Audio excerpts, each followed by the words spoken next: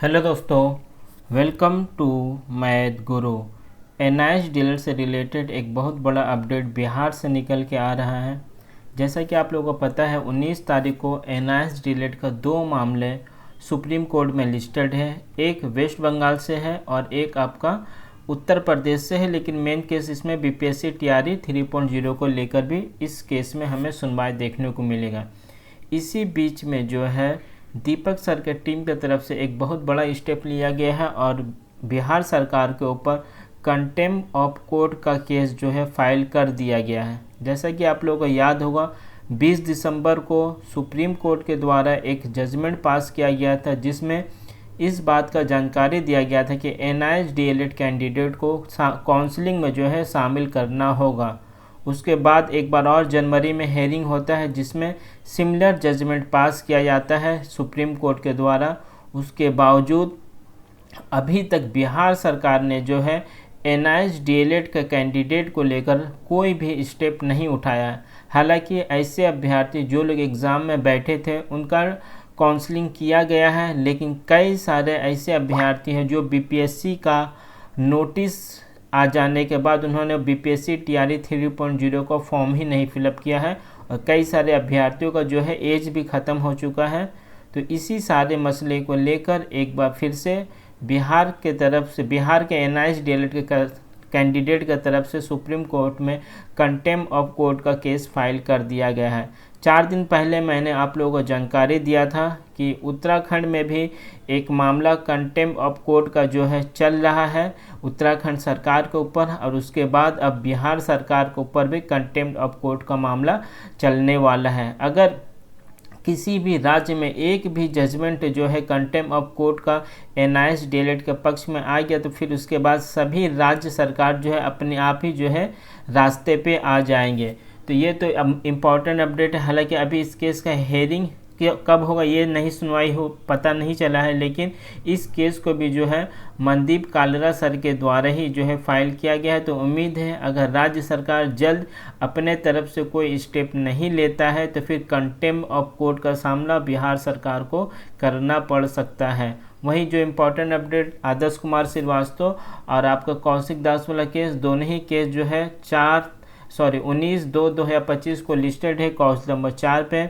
कई सारे अभ्यर्थियों का कमेंट में ये सवाल पूछा गया कि क्या इस केस में हमारे अगेंस्ट में कोई है या नहीं है। तो मैं आपको जानकारी दे दूं, दोनों ही केस में जो है रेगुलर डीएलएड के तरफ से आईए फाइल किया गया है, लेकिन वो आईए अलाउ होगा या नहीं होगा वो 19 तारीख को ही पता चलेगा। हालांकि अगर आप लोगों को याद हो, रिव्यू वाले केस में भी जो है रेगुलर डीएलएड के तरफ से आईए फाइल किया गया था, लेकिन सुप्रीम कोर्ट ने उनके एक भी बातों को नहीं सुना था और एनआईएस डीएलएड को जो है एक बार फिर से वैलिड डिग्री करार दिया था। तो उम्मीद है 19 तारीख को हमें कुछ इसी तरह का देखने को मिलेगा। सबसे ज़्यादा जो मामला अगर फंस सकता है 19 तारीख में तो वो है वेस्ट बंगाल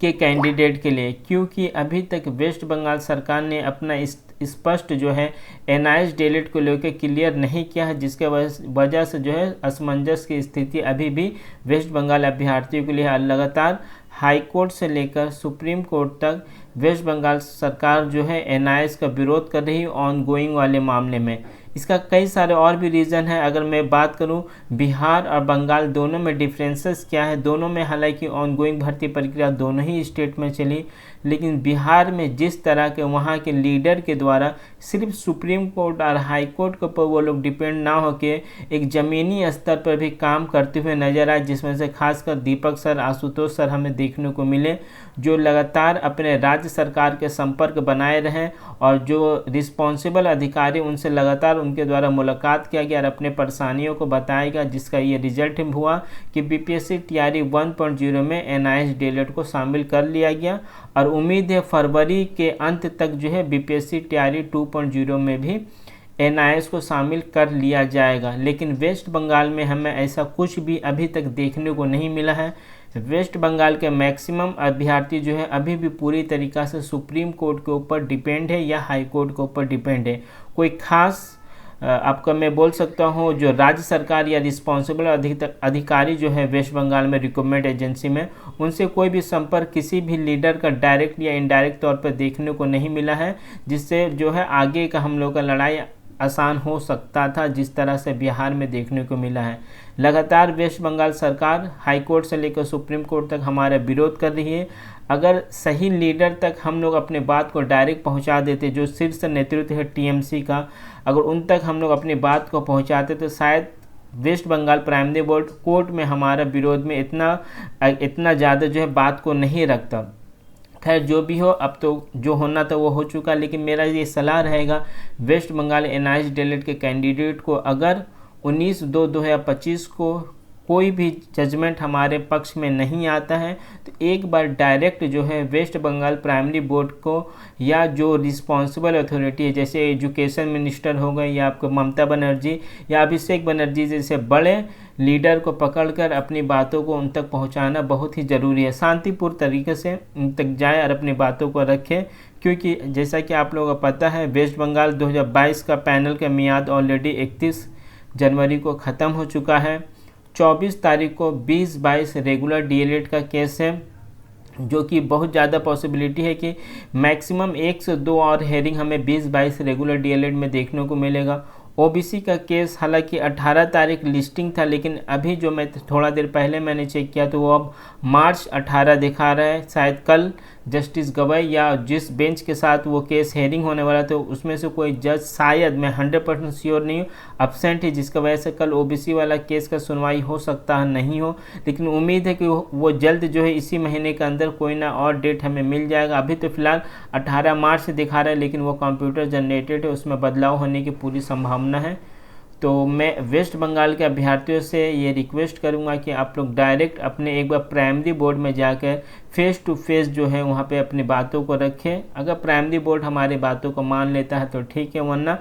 शीर्ष नेतृत्व के नेताओं को पकड़ना, यानी जो टीएमसी के बड़े बड़े नेता हैं उन तक अपनी बातों को पहुंचाना काफ़ी ज़्यादा ज़रूरी हो जाएगा, अगर 19 तारीख को हमारे फेवर में कोई जजमेंट नहीं आता है तो। अगर हमारे फेवर में जजमेंट आ जाता है तो फिर कोई प्रॉब्लम ही नहीं है, हालांकि पॉसिबिलिटी बहुत ज़्यादा है। जिस तरह से बिहार में बीपीएससी टीआरई 3.0 में एनआईएस डीएलएड को शामिल करने के लिए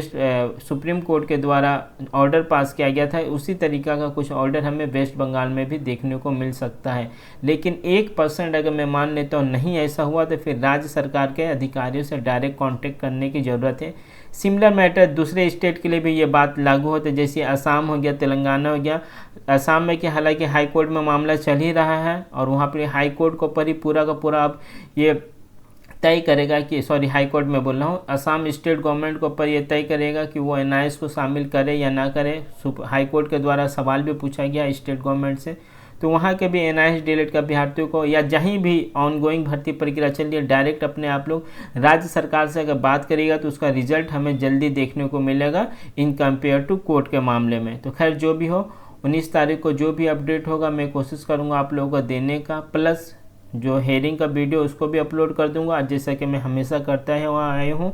हेयरिंग के ठीक बाद जो है क्या क्या हेयरिंग में निकल के आया है उसको मैं हिंदी में आप लोगों के साथ चर्चा कर लूँगा। चैनल पर अगर नए हैं आप लोग तो चैनल के साथ बने रहें। Thank you.